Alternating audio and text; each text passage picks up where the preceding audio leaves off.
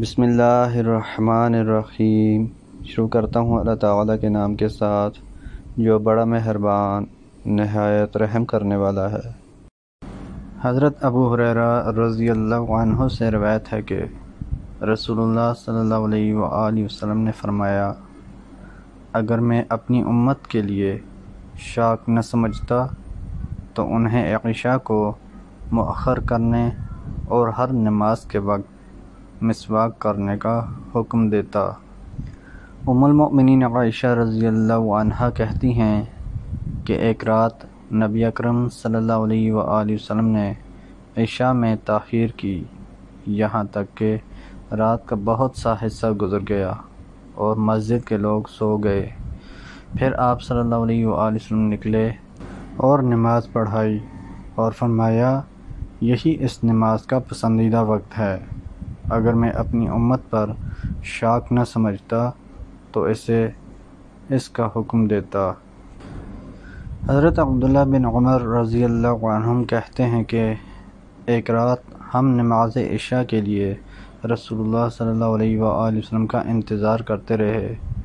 جب تہائی یا اس سے کچھ زیادہ رات گزر گئی تو آپ نکل کر ہمارے پاس آئے، اور جس وقت نکل کر آئے آپ صلی اللہ علیہ وآلہ وسلم نے فرمایا، تم لوگ ایک ایسی نماز کا انتظار کر رہے ہو کہ تمہارے سوا کسی اور دین کا ماننے والا اس کا انتظار نہیں کر رہا ہے۔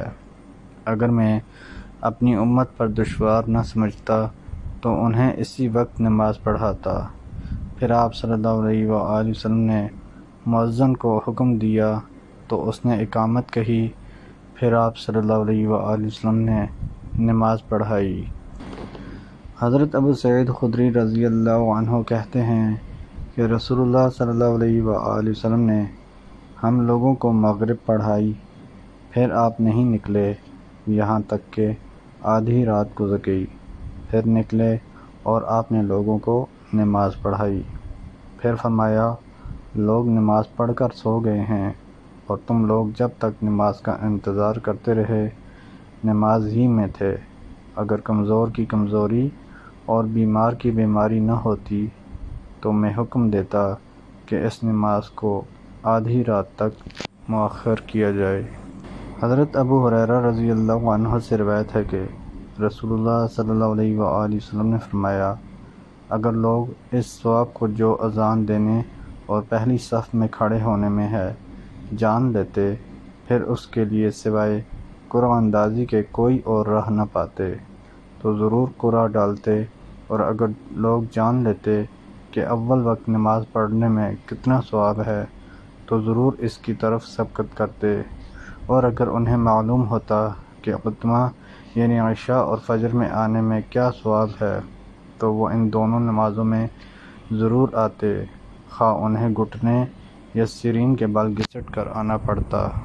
محترم دوستو، اللہ تعالیٰ سے دعا ہے اللہ تعالیٰ ہمیں نا حدیث پر عمل کرنے کی توفیق عطا فرمائیں، اللہ تعالیٰ ہمیں دونوں جہانوں میں کامیابیاں عطا فرمائیں، آمین یا رب العالمین۔ ویڈیو کو ثواب کی نیت سے زیادہ شیئر کریں۔